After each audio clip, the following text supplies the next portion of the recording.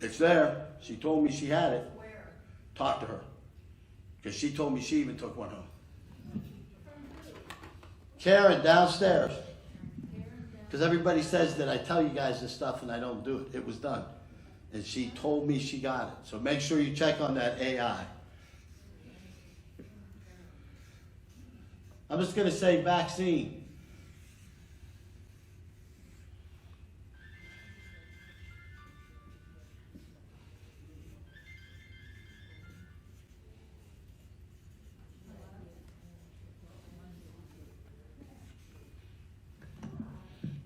Okay, now, what we described in the piece that you read would have been, have you seen commercials about vaccines? And how would I describe it?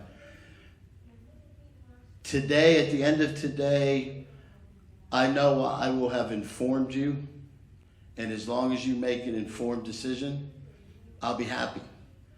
First and foremost, I agree with vaccines. Everybody understand that? I'm not one of these people that think that the vaccines are crazy, you don't need them, and all those types of things. But what I don't like is the commercials on vaccines. And that's what today was all about. Because sometimes the best commercials get the most use. And that's what I want to make sure everybody understands, because the data is available to you.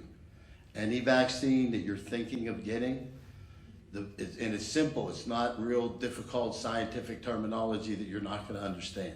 So everybody follow me? What, where, and when with vaccines.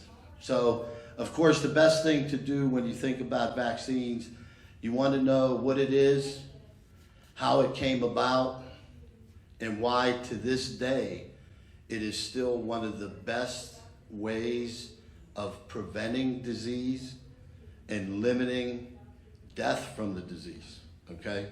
And we being from Pennsylvania here right now, remember Jonas Salk down at University of Pittsburgh. And I didn't see it as much as you may have seen it, but the effects of polio and the ability to eradicate or change the numbers is what vaccines are all about, okay? So everybody understand the concept. I'll come back to the what, where, and when in a second. When I was in medical school, what was always fun was getting the history, and most professors will give you that history. Because most professors, if they know their subject, part of knowing their subject is learning about it, and history is the most important way to understand the subject. And so for me, I thought it was pretty unique that Dr. Jenner with cowpox. Does everybody understand the concept? Before I get into that, let me give you even some more history. The first vaccine, and again, what's a vaccine? It's a biologic preparation. What does that mean? Biologic preparation. That means we are preparing a product, or in actually this case, a solution that ultimately is going to be utilized to create what's called acquired immunity. So in a lab, we are going to take something, and we're talking about, mostly you're going to talk about viruses, but you can have bacterial ones, you can have all kinds of vaccines. We fight cancers with vaccines now. So the bottom line is, the one to understand the concept the best is to be certain that you understand that in a lab, they prepare a solution that gets injected into your body to stimulate your immune system. Does everybody understand that concept? All right, let me try to draw it out so that you can understand it even better. What we found with Jenner,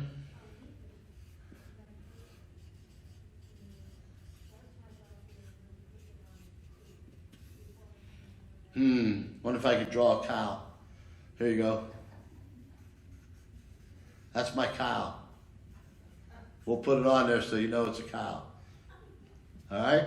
Come on, that's not bad. Be creative in your mind. That's a pretty good cow. All right, so When you find a disease is devastating, you're hurt. Okay? And that's what was, in those days, the virus was killing the cows because the effect that it had on the animals was to eventually the heart would give out.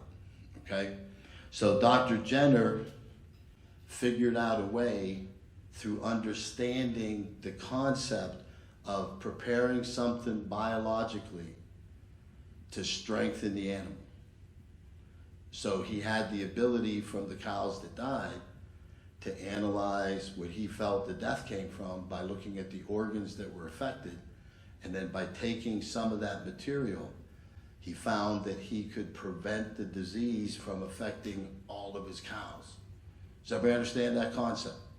So that was the concept of vaccines. So what did he do? He prepared something from a dead cow, looked and see what it died from, what in his mind what he thought it was, took preparations of that, gave it to the healthy ones, and less died.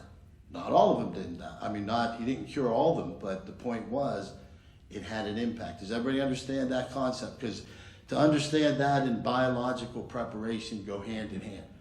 You know, this is a person that gets into the lab, and while in the lab finds a way to analyze the material and has the insight to think if you can somehow strengthen the body, it could maybe work to the point where we don't have as much death in this particular case from an infection. Okay? That's only half the story. What happened? Could this new vaccine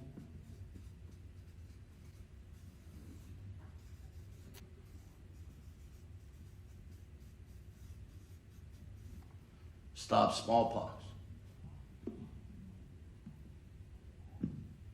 That's pretty remarkable.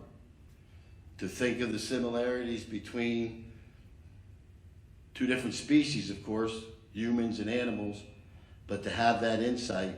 And what was her name? Lady Montague, I think who it was. You know, some wealthy person heard he was doing this and managed to save her son. And so, you know, you find these things. To me, that's the fascination of, don't forget biologic preparation. That's why I'm going through all this stuff. Like, how does it all start? Brilliant people come up with concepts. On the aside, I'll tell you the story about Hodgkin's lymphoma. A scientist in Pittsburgh invented the radiation. How? Because he had it. And they said there's nothing they could do. And he said, well, can't we kill it? How do we kill it? And he had the technology to send that radiation to kill it. So everybody understand what I'm trying to make sure? You have to understand the biologic preparation to realize what vaccines are, how they were arrived at, and what we need to know about them as we go down the path, okay? So this is something, remember that was in people. There you go. So injecting what he learned that would help prevent cows from dying, put into humans, and it worked. So now we'll go back to, you now understand the biologic preparation, and what we're preparing for is to try to prevent disease, trying to limit complications of the disease, trying to eradicate it if at all possible. Okay, so everybody understands the concept. So now, with the vaccines, what I think is most important to understand is, what are they? Okay, so let's pick one. My favorite is the flu shot.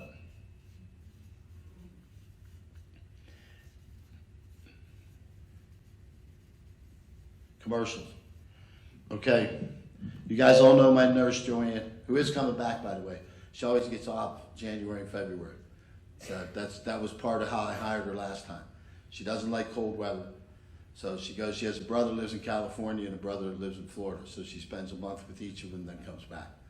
That's always my excuse to work her harder. So anyhow, her and I, in, I want to say 1997, we did 3,600 flu shots. And she set it all up. And what was remarkable, it cost me $3,600 to practice, $3,600. You got a vial for 10 shots for $10. Is everybody with me? They're $180 now. Does everybody follow me? That's what today is all about. You learned the concept of the vaccine. What I'm making sure you understand is the marketing that's going on related to the vaccines, and then again, be sure you know you need these before you get, and I'm not saying anything. Like I said, I'm a vaccinator. I've been vaccinated. I get my flu shot every year. I haven't had the, what's it called, shingles one yet. I don't know if I will or not, because I'm not sure of the data from the second one that came out. I have to analyze that one first. But I will tell all my patients, and I'll tell everybody in here, that if you have any compromised immune system, that you always want to get what's out there to prevent. And shingles could be horrific. Statistically, everybody will get, 1 out of 3 people will get it at least once. But the problem is you can get it more than once. If you get it and it's not on your face, your eyes, or in places that are bothersome for you, it's terrible, but you get through it. So those are the concepts that everybody has to have of an understanding of what the disease is, what it will cost. And what is it? Let's go to that one. Shingles or varicella virus is a virus that comes from the chickenpox virus. And we all get the chickenpox virus. Good, I like this. So we can give you guys enough understanding so you'll recognize how to make these decisions, okay? So sorry guys, that's my bookie, I didn't pay him. Okay, so what we're gonna do is we're gonna look at the steps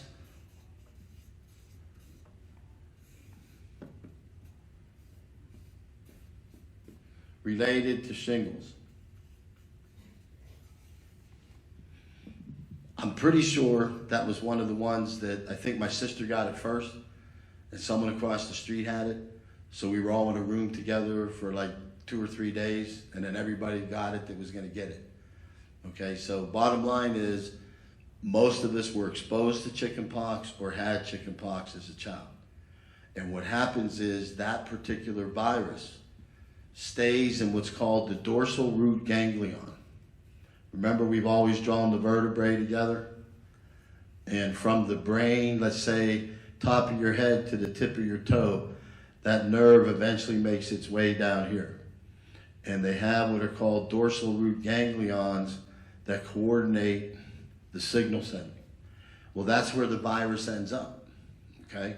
So that virus is in all of us that had chickenpox. And it's gonna be there forever. It's never, ever, ever gonna go away. So there's never gonna be a vaccine that gets rid of it. But if your system is compromised, say you have cancer or a chronic type of disease, COPD, diabetes that you're not controlling, those types of things, the stress to your system can activate the virus. And so where does it go? The belly button is T10, and your tailbone is at L5, and cervical goes from 1 to 7.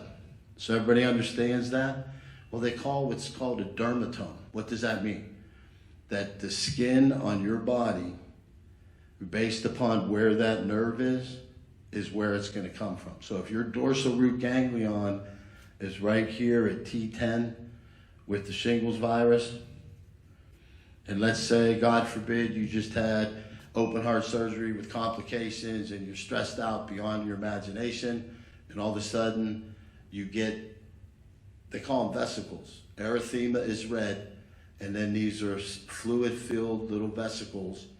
And what's remarkable is it's only on one side of the body because there's 2 dorsal roots. So that's the way you know it's shingles. You go right down the middle of the head through the back of the body, and if it's only on that side, it doesn't cross over the belly button, that's what it is. And having it, as I said, 1 in 3 people will get it once.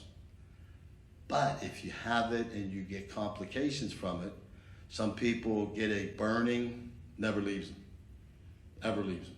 Then once they have the shingles, no matter what medicines we've used, they still have the burning. And I have probably 2 or 3 patients that I've been following better than 20 years.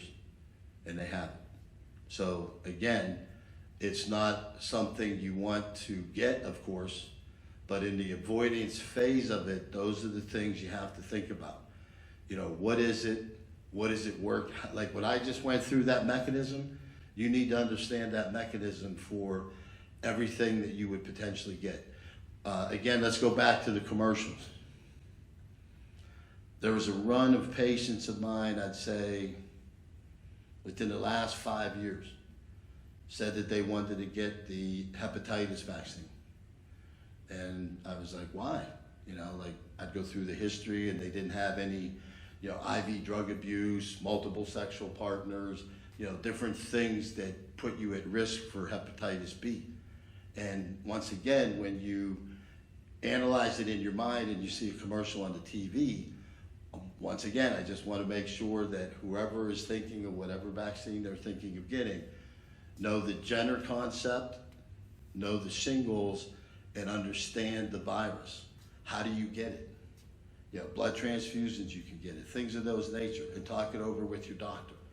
And make sure, obviously, if you have any of the risk factors and your immune system is compromised, definitely get it. Why? What happens? If you get, we'll use the same drawing since we don't have to do it twice. We'll just cover it up like this. Okay? So the liver sits here on the right side of your body. What does the liver do? Everything. I'll put an L for the liver. If you end up with hepatitis B, you can go on to form a cancer of the liver, or this is where the pancreas comes in, this is the duodenum, this is called the biliary system. It's called primary biliary cirrhosis, and it can lead to the same kind of cancer.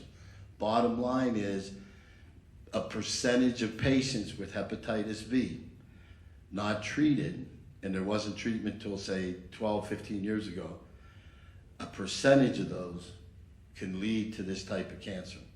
So by far, the data, if you have these risk factors, there's no doubt you get checked. But that's a blood test you can get with your doctor. And if those titers aren't elevated, then you haven't been exposed. And once again, what happened was I was having patients coming in, and what they took away from the commercial was, if I was born between these years, I need to get it. And that's the concern I have, that if you're on the television getting to millions of people, and the information my intelligent patients come away with is, well, I was born during these years, I have to get this. And so that's the part of, like I said, we're gonna go through all this stuff, but most importantly, what? What are we talking about? Make sure you understand the what. And by all means, if you have risk for the hepatitis, then get it. I'm not opposed to any vaccine that we have out there at all, even with the COVID, and we'll get to that at the end. You know, like the reason that these came out so fast and the new technology was used, we'll talk about all that. But once again, guys, understanding conceptually the what is important to me. Where? The reason I say the where is similar to the data when I researched on this hepatitis. A lot of the data now is global. You follow what I mean? Like when you see the statistics, these are global statistics. So where do you see most of the hepatitis? In the Asia region, okay? So, and the population in some of these areas are pretty high, so they're skewing the data. Once again, I'm not suggesting you don't get it. If you're at risk, by all means, talk to your doctor, get checked, and if there's any chance you were exposed, to prevent this from changing. That is the hepatitis B, you fought it off, your body now, you're not actively having problems related to it. It's not like the shingles virus, I don't want to relate the two, but make sure you understand the shingle virus can still be in your body and not create any problem. That's what I want you to understand about the hepatitis virus. It can be in your body and not create any problem, but a percentage of those can spread and form a cancer. So once again, I use it as the example of where. And it's available for everybody to get that information. Where was it made? Where was the data obtained?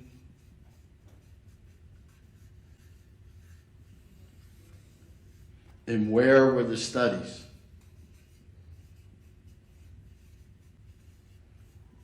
I'll put hospital. I think last time we talked, we call them pilot programs. And that's when the concept of a theory comes up, and then in order to determine whether that theory is indeed true, you have to implement what the plan is. I did it, as I think I told everybody last time. One day in June, pneumonia I treated. Next day in June, I had to do a gram stain because that was part of the database to the pilot program.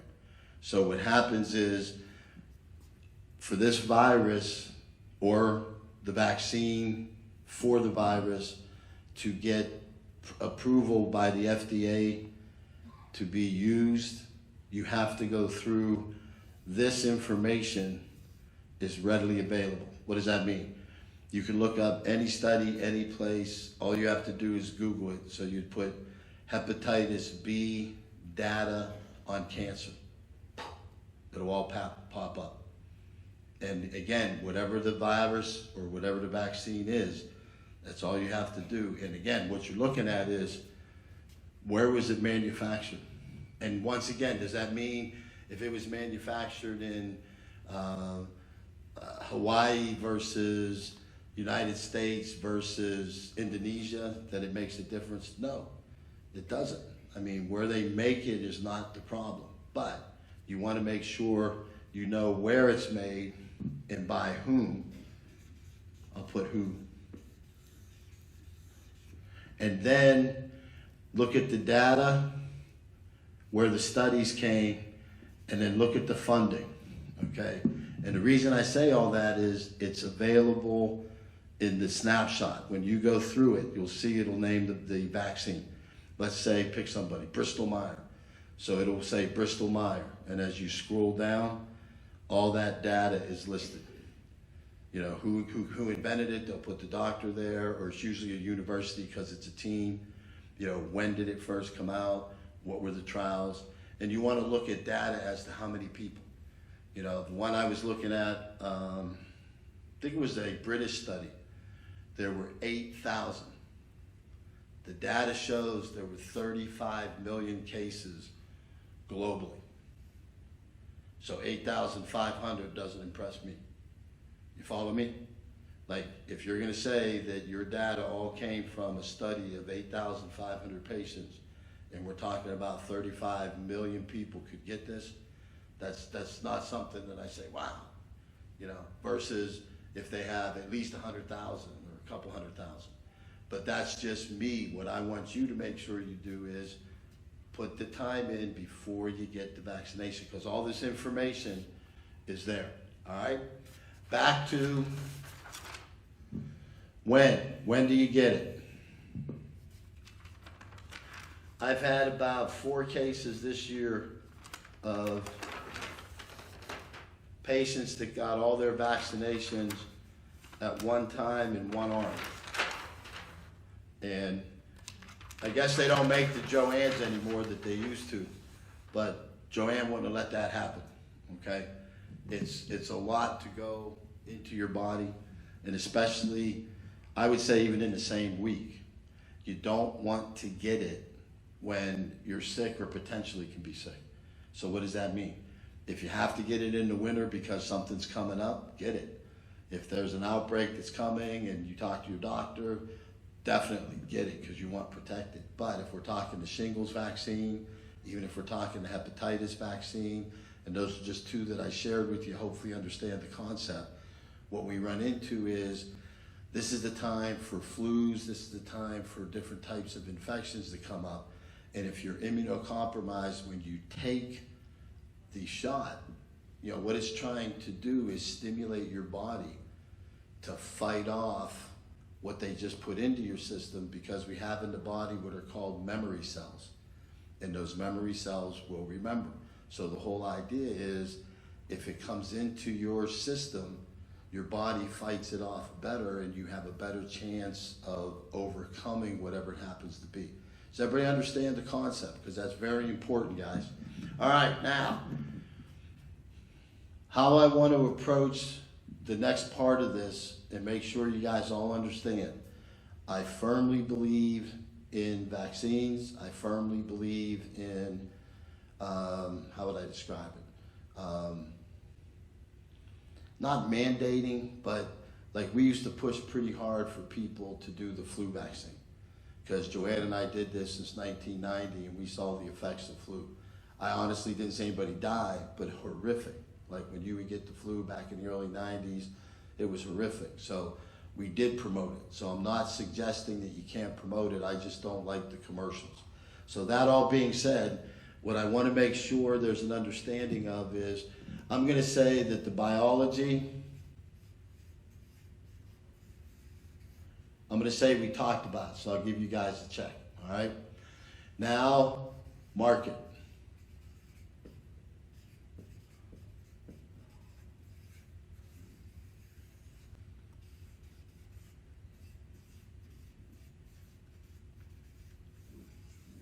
Okay, now in the first part, I hope everybody got the understanding that vaccinations are good, vaccinations protect you, vaccinations have saved many, many lives and have lessened the adverse effects of people that had the vaccine that ended up with the disease. So I'm all in favor of it. The next phase of this, what I'm going to talk about, is the personal experience that I've had with the flu vaccine, as well as, what would I call it? Pressure, okay? I'm independent. I don't have to do what someone tells me to do. I just have to follow the guidelines of the Pennsylvania state requirements of a physician. And as long as I, do that, I'm able to practice medicine. And I bring that out again to make sure everybody understands why I would even think of questioning some of the information that comes out, all right? So as we go down now, what I look at, you guys understand a virus, the biology of it. We didn't talk about cancer. Real quick, let me say, in the lab with the technology, what has occurred is they have identified cancer cells to the degree that they see how they divide. They see what stimulates the cell to divide, and they're able to find that protein, okay? And if they take that protein and they manipulate it and inject it into the body of the patient with the cancer, it can stop the spread. Does everybody understand that concept? So these are other vaccines that we talk about, these biologic preparations, in order to do what? Save lives, lessen the amount of people that would get the disease process, but you also want to make sure you recognize they treat cancer and they can prevent a lot with that as well. So definitely vaccines we agree with. I have to check that part off. So you guys understand the virus and cancer, and that the vaccines, biologic preparation. All right, now what does that mean? Well, that means that think of Jenner, think of Salk, and now we're into high tech.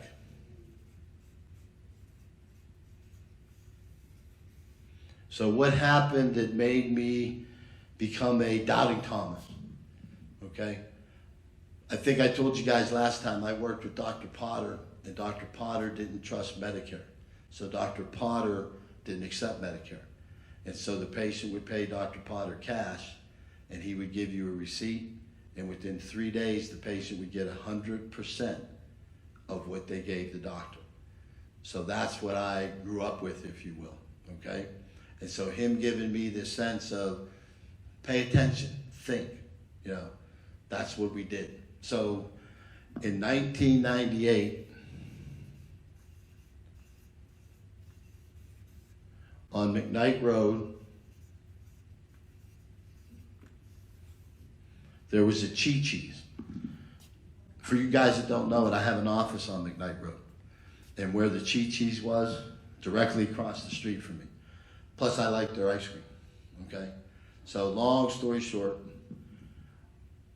a person there developed hepatitis. on a Wednesday in 1998. Might have been 99. By Friday, less than 48 hours later, they knew it came from lettuce in Brazil. Okay? So everybody with me? 1998. I have to do my arithmetic.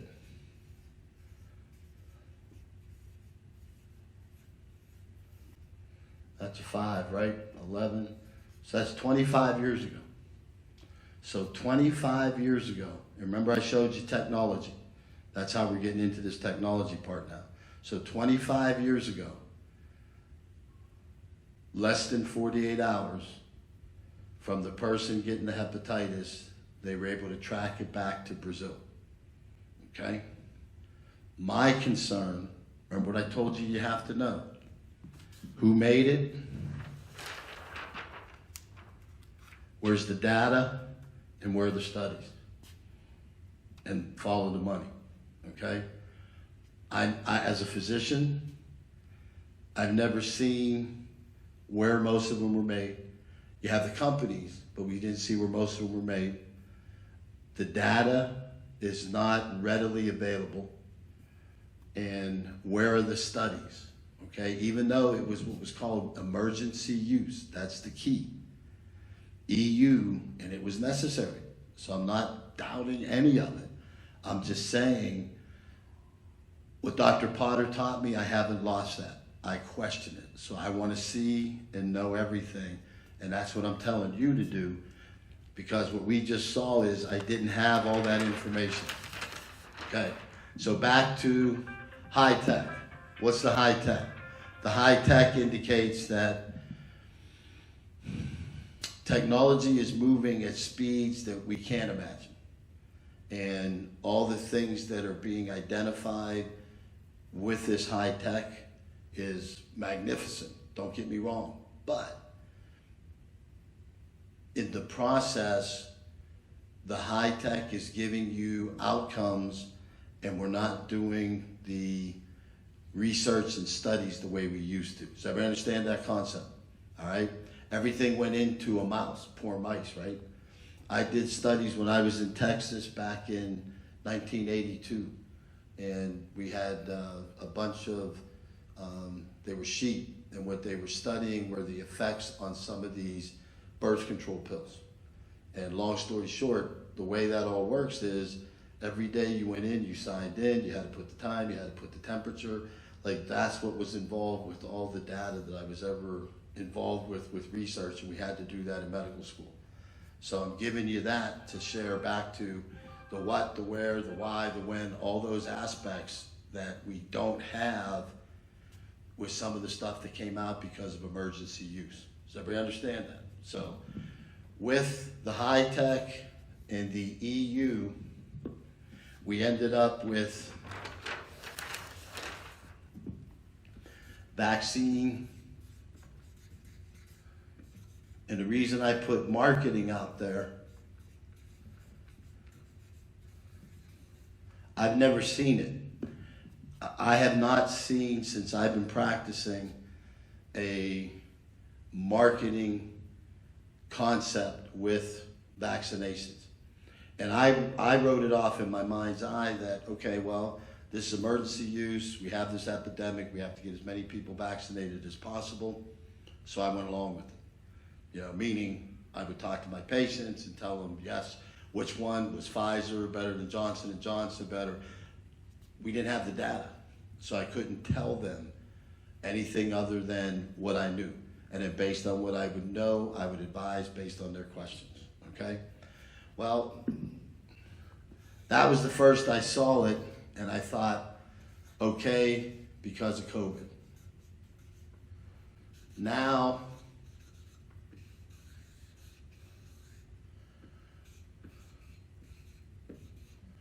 RSV, and I'll put adolescent.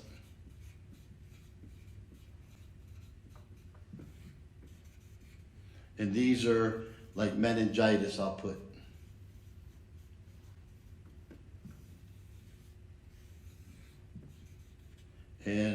I'll put STT, which is a herpes type of virus. And when I would see these commercials, and then I looked at the data, I didn't see, just like I told you earlier, the data that I looked at with the studies that were done for me as I reviewed them, looking at, are we seeing more hepatitis leading to cancer in America? When you read the study, remember 35 million people, 8,000 people studied. When you first read the study and don't look at the data, it looks like, heck yeah, if there's more people in America getting hepatitis B than there was, and there's some graph that can show that, hey, by all means, do as many people and check it out. But what you found was when they focused just on America, I think it was up like 1.8%. You know, does that mean not to get it? No.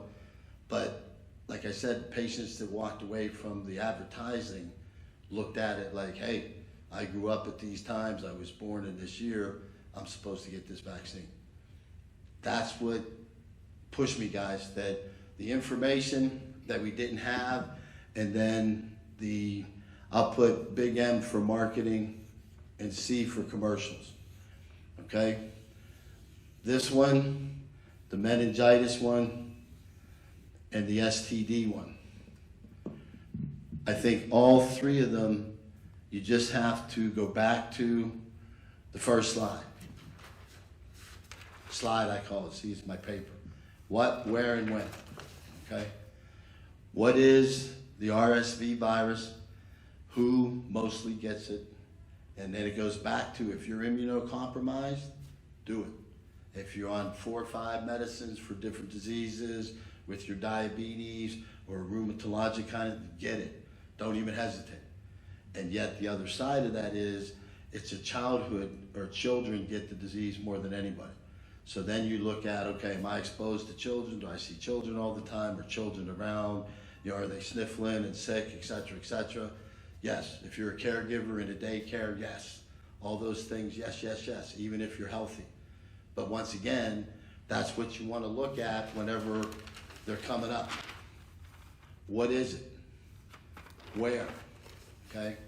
Pay attention to, and they give you all this data. Pay attention to where was it isolated, where is it most. They'll show the United States.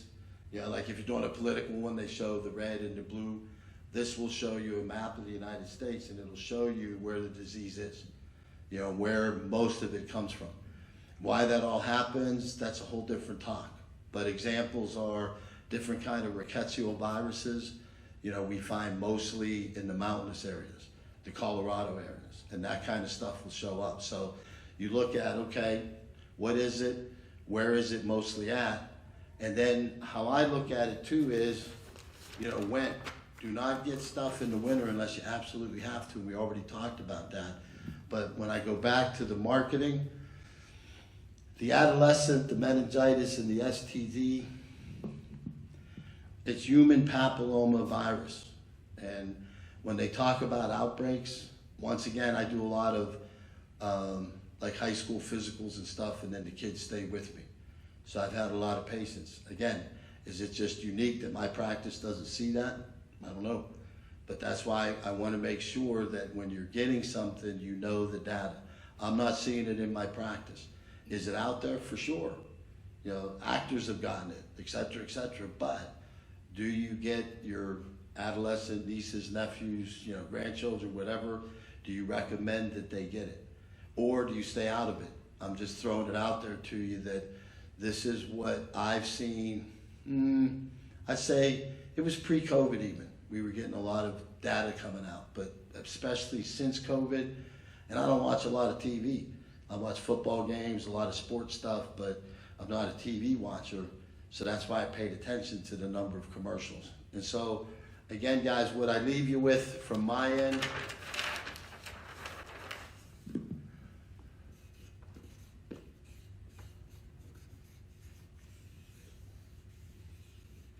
they are good. They're needed.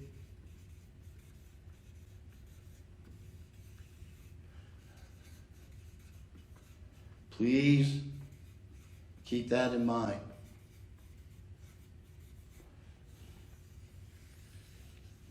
And again, what they'll say is with the flu shot, that's a good example. When it comes around in flu season, end of the fall, beginning of the winter, okay? If you're immunocompromised, get your flu shot in September. Does everybody follow me? Okay, so that would be another part of the when. Flu shot, immunocompromised, September. Okay? And the reason for that is we take the most common viruses that were seen in other parts of the world, and we started out with 2. It's called bivalent. Now it's a trivalent vaccine that we give for the flu shot. So we're looking at over the world, what have we seen, what's coming our way, and you get immunized. So now your body recognizes the 3 most common. So if it comes upon you, even if you get sick, because I've had so many patients tell me, I got the flu shot and I was worst I've ever felt. And I tell them that there's chances are that had you not got it, it would have really been the worst you ever felt. You know, but the bottom line comes down to the technology out there is good, but the when to get it. I don't want patients getting the flu shot, like especially we had that nice, this is very nice for February, of course, but you don't want to get it, say, between Christmas and New Year, especially if it's cold, because that's when all the children are home from school. That's when more of the gatherings occur. You know, if you get it at that time, your body has to build the immunity. So you get it, you're already exposed to potential viruses. It's not going to be as effective. So I think the key is, when do you get it in that circumstance? Shoot for September. And if you feel like you're healthy and you really don't need to get it until October or whenever your doc has it, that's fine. And along those lines, that's right, I promised myself I'd say that. I think I did tell you already, Joe and I did 3,600. You know what it costs for 10 shots now? $205. I thought last year 180 was ridiculous. You know, and we get reimbursed, don't get me wrong. Not 100%, but we do get reimbursed. But what it comes down to is, it seems like every year it changes. Like one year we'll do, say, 1,000. And so you order 1,500 for the next year. And you only end up doing 600. You know, so it turns out it's so hard to predict. And then especially when the pharmacies run deals. You know, you get a $5 coupon or something if you come in and get your flu shot. We can't compete with that. That's the marketing part. I mean, I used to complain about commercials in the wintertime from pharmacies. They practice more medicine than I do. You know, but what you run into is you see these situations and the marketing gets your attention. Like I told you, the hepatitis, I would say, in that rush of patients that came through, 75% had no kind of, you know, risk factors at all to have had any of the type of behavior that would be there. You know, they had no blood transfusions, they weren't dealing with anything that would have put them at risk. And once again, if they'd have come to me and said, what do you think? And we analyzed it, of those 75%, I probably wouldn't have recommended more than 5% of them to get it. But when I say recommend, I give you the data. That was what I talked about. I give you the information. If you make an informed decision with any vaccination you're going to get, you're going to do fine. That's the bottom line, guys. Okay, so what I want to do now is I want to finish with the COVID.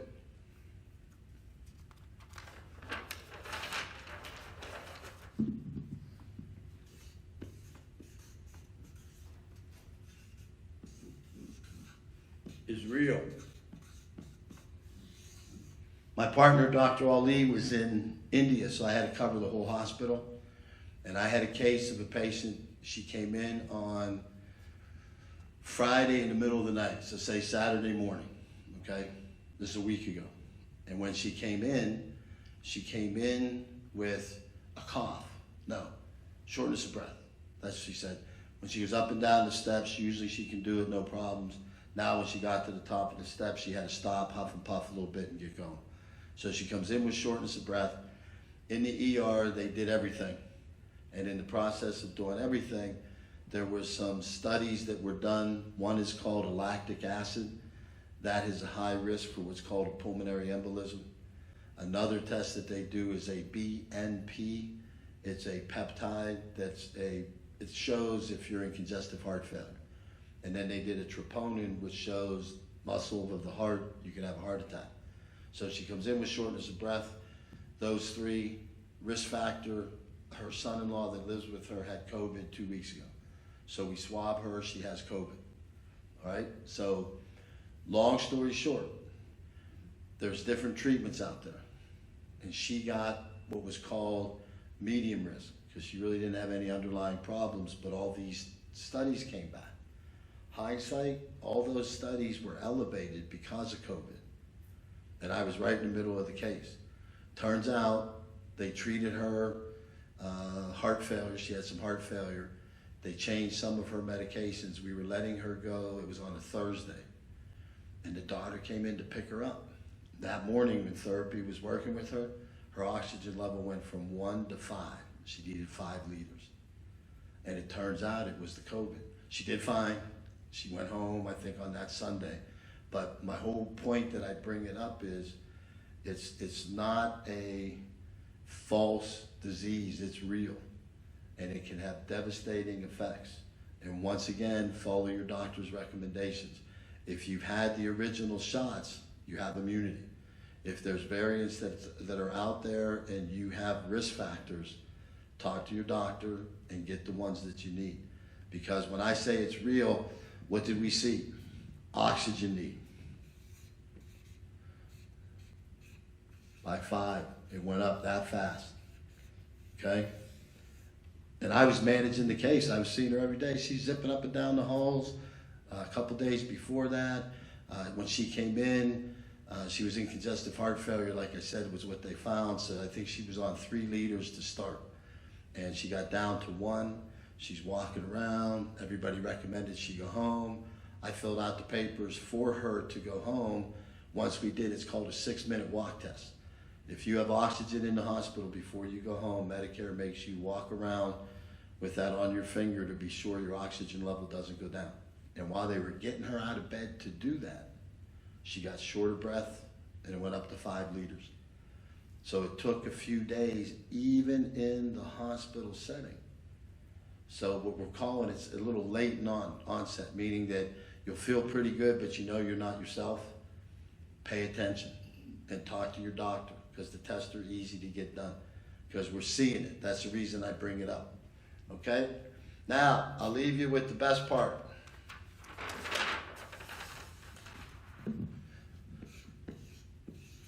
Pittsburgh, Pennsylvania. Virology, and treatments. Number 3 in the world, which is pretty phenomenal, guys. Now, a lot of these places have connected together. Like I think AGH has connected with Hopkins, and I think, however they are, there's like these networks have developed. And within that network, you're right where you need to be. You know, so the virology in Pittsburgh is top shelf. And anything that would come up, you get all the data that you need right out of UPMC or Allegheny General or any of the bigger places. They have all the information. But please, please, please make sure what you walk away from today, what, where, when. Please know what is the vaccine. You know, where does it come from? Remember, go back to what I showed you with the liver, with the hepatitis, and with the dorsum, where the ganglion hangs out with the shingles, which is the chickenpox virus. Make sure you understand what you're getting. Because like I said, the way the commercials come out, you know, these are intelligent patients like you, and they're coming into my office not saying to me, like, hey, I had chickenpox and I've already had shingles, should I get the shot? You know, they're coming in saying, you know, I was born at this time and this time, and they say 1 out of 3 people are gonna get it. I think I should get that, and especially the hepatitis one. So please don't let the advertisement sway what you're thinking about in terms of the vaccines. Make sure you talk to your doctor. They will guide you, Okay? Any questions, guys? RSV, I would say again, I'll do it the way I would do it for anybody. In my office, I've seen 0 cases, and I've been practicing for 33 years. Now, does that mean that it's not in Pittsburgh, it's not in my office, it's not in my patients? Not at all. Technology has advanced to the point where they're analyzing more people than ever to try to identify. So that's also part of why you see the rise in it. Children get it more than any people's age-wise. So if you're around children, yes, get it. You know, once again, what it is though, is it's a virus that affects the lung.